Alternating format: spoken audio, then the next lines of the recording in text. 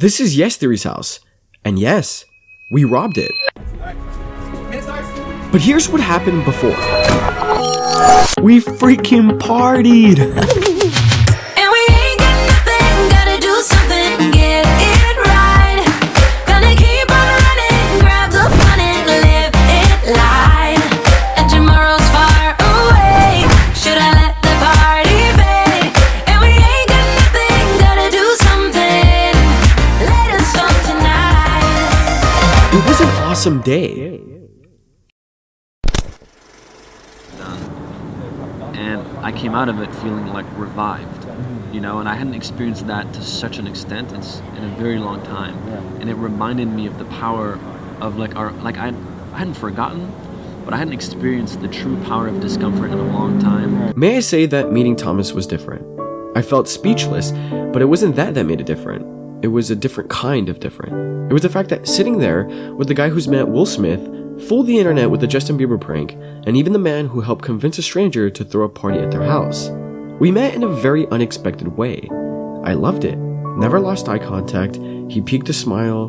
We were learning from each other in the most insignificant ways. Our insecurities were out in the open. As you could tell, I was nervous, and life couldn't be more real. And after robbing Yes Theory's house, I learned way more than I thought I would. You see, what made it special wasn't about taking the things that Yes Theory once owned, nor was it about physically being in the house where they shot their videos. It was way more than that, because they weren't just pictures that we took. They were moments of their life we got to take home, to keep personally. Moments that filled our hearts just by looking at a photo. And it wasn't just a house. It was the main foundation that grounded the best and happiest community ever.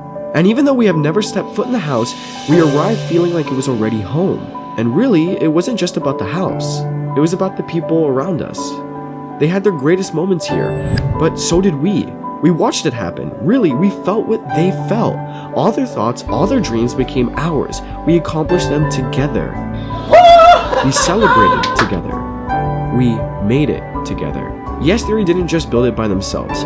We were there every step of the way, building a more wholesome world together. Each of us. Because we were never alone. Even when you think you stand out of the crowd, soon enough you'll end up finding the people that mean the most to you. Through each video, we constructed a friendship long before we all met. We were there making friends with people we've never seen. It was simply sharing a moment. We didn't care about our problems.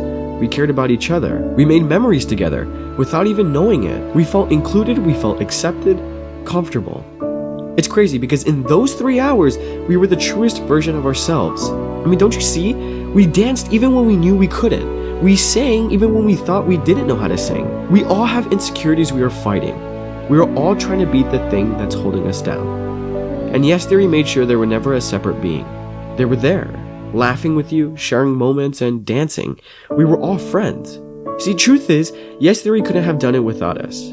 But we also couldn't have done it without them. So don't forget that we are here for everyone. And being alone will never again be a thing. Like Thomas said, it's not sharing an experience to someone.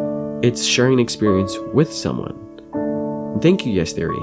You've done way more than you think you've accomplished. You don't have to be on your own, because we're here too.